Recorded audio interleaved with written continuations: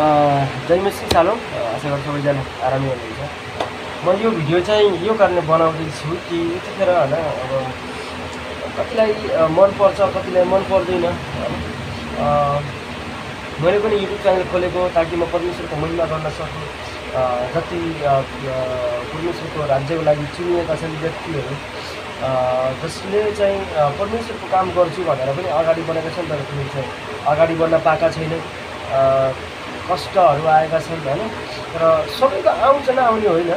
म त्यही भन्छु, त्यसै गरी जहाँ बसेर पनि परमेश्वरको सेवाकाई गर्न सकिन्छ। तपाईँ विदेश बसेर पनि परमेश्वरको सेवाकाई गर्न सकिन्छ। जहाँ बसेर म पनि विदेशमै छु, म पनि मलेसियामा छु, म यहाँ बसेर पनि परमेश्वरको काम गर्दैछु। यो होइन कि आफ्नै देशमा बसेर पनि देशमा बसेर मात्रै परमेश्वरको सेवाकाई गर्नुपर्छ भन्ने कुरो चाहिँ पनि होइन हैन। तर तपाईँहरू बाहिर बसेर पनि परमेश्वरको काम गर्न सक्नुहुन्छ, तर मन हुँदैन।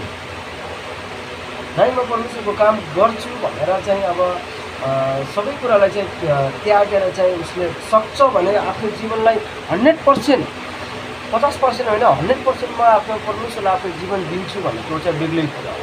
त्यो चाहिँ एकदम पावरफुल, एकदम कठोरता जब सबै मानिसको त्यस्तो उद्देश्य हुँदैन।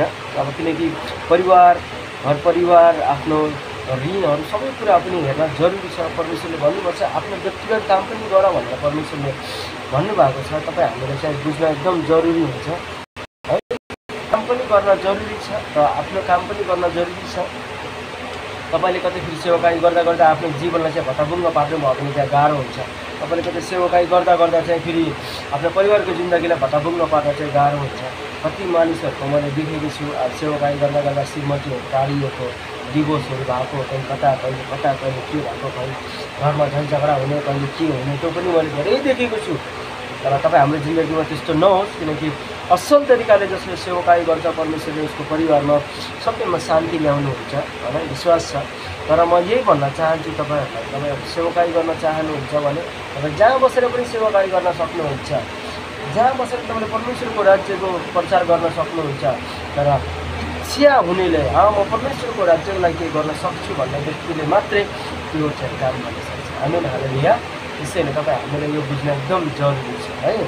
अब कतिले चाहिँ अब युट्युबबाटै गर्छु भनेर त्यसै गरी युट्युबमा अब त्यसै गरी मैले पनि गरिरहेको छु, सबै कामहरू गर्दैछु, तर भ्युज आउँदैन, कतिले हेर्दैनन्, कतिले छोडिदिनन्। किनकि युट्युबमा पनि विश्वासीको कन्टेन्ट भइसकेपछि चाहिँ युट्युबले पनि त्यति वास्ता गर्दैन है।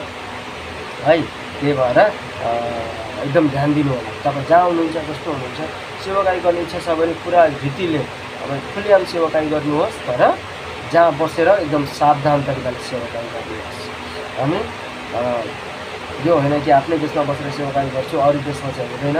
सोसियल मिडियाद्वारा पनि सेवाकाई हुन्छ, सोसियल मिडियामा बसेर पनि तपाईँ सेवाकाई गर्न सक्नुहुन्छ र असल तरिकाले सेवाकाई गर्न जरुरी छ। हामी हालेलुया।